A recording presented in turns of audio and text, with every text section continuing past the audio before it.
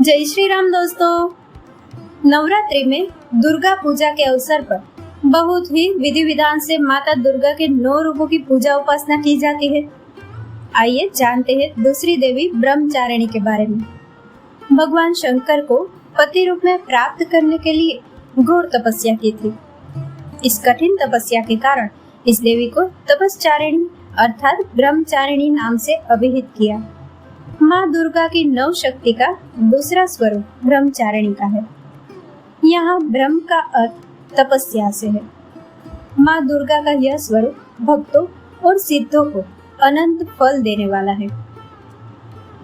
इनकी उपासना से तप, त्याग, वैराग्य, सदाचार और संयम की वृद्धि होती है। ब्रह्मचारिणी का अर्थ तप की चारिणी यानी तप का आचरण करने वाली। देवी का यह रूप पूर्ण ज्योतिर्मय और अत्यंत भव्य है। इस देवी के दाएं हाथ में जप की माला है और बाएं हाथ में यह कमंडल धारण किए हैं। पूर्व जन्म में इस देवी ने हिमालय के घर पुत्री रूप में जन्म लिया था और नारद जी के उपदेश से भगवान शंकर को पति रूप में प्राप्त करने के लिए घोर तपस्या की थी।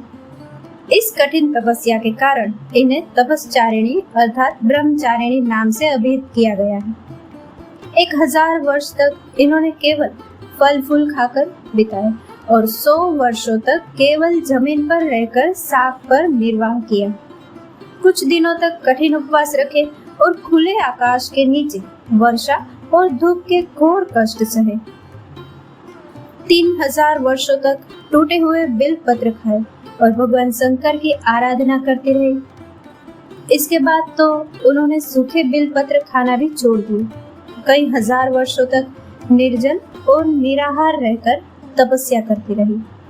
पत्तों को खाना छोड़ देने के कारण ही इनका नाम अपर्णा नाम पड़ गया। कठिन तपस्या के कारण देवी का शरीर एकदम क्षीण हो गया।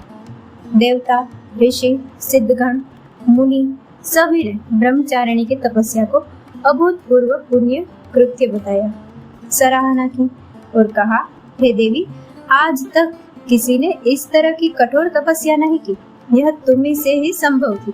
तुम्हारी मनोकामना परिपूर्ण होगी और भगवान चंद्रमौली शिव जी तुम्हें पति रूप में प्राप्त होंगे।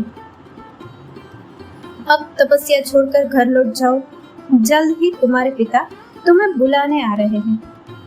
माँ ब्रह्मचारिणी देवी की कृपा से सर्व सिद्धि प्राप्त होती है। दुर्गा पूजा के दूसरे दिन देवी के इसी स्वरूप की उपासना की जाती है।